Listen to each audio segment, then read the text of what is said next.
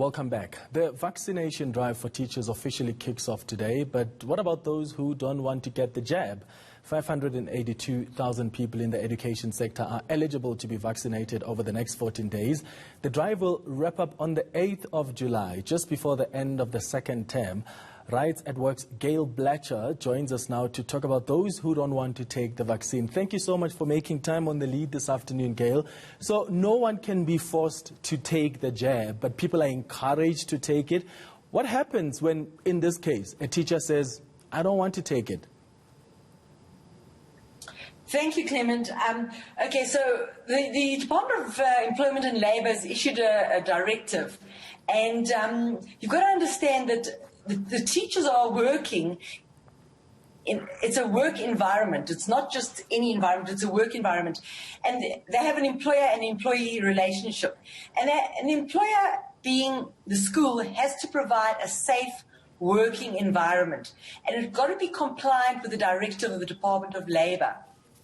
So basically what an employer, being the school, now is required to do in this situation, they've got to do a risk assessment, whether they're going to make the vaccines mandatory or not. And basically, in their assessment, they've got to work out what is this working environment? How do they create this safe working environment? You've got to understand that you've got pupils over there. They're exposed to the pupils. There's social distancing limitations.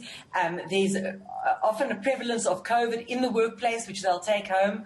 So the school has to do a risk assessment, whether they're going to choose to make this vaccination mandatory or not.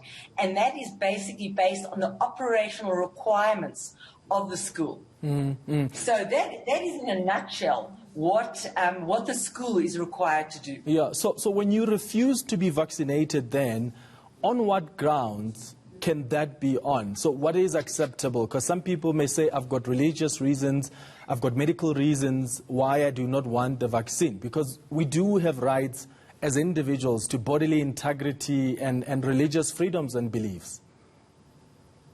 Absolutely, Clement. So you've got a constitutional right and you've got a medical right to refuse to have the vaccination.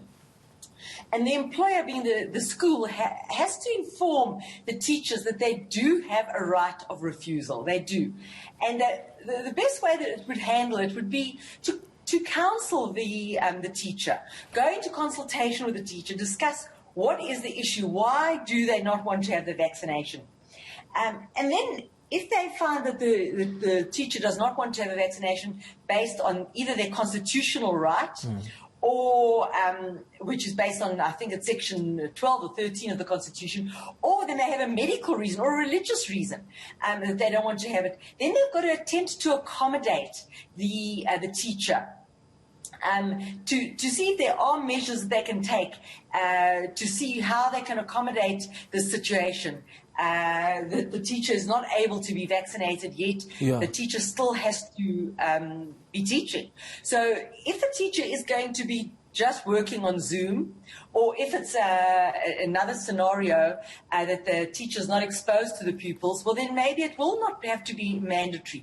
Because in the risk assessment, the employer, being the school, doesn't have to ensure that all the people in the school have to be vaccinated. Only those that are required to be vaccinated in terms of the school's operational requirements. In order to ensure that the COVID is not spread. I see. So it is the responsibility then of the employer to provide alternatives that will ensure that the worker remains employed. Look, thank you so much for coming through, Gail. I really appreciate it. Gail Blacher is with Rights at Work.